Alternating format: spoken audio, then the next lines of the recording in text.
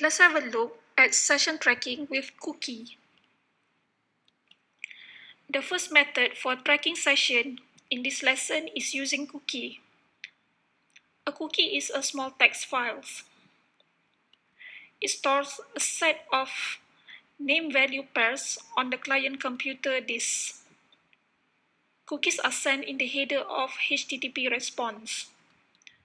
This enables the data to be passed from one page to another, or from page to servlet, or from servlet to servlet.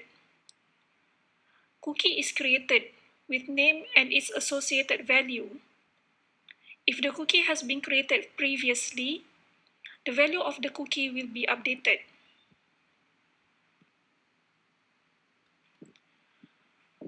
Cookie will be sent to the same server with any request made from the browser. If the browser sends the same cookies to the same server, the value of the cookies are updated.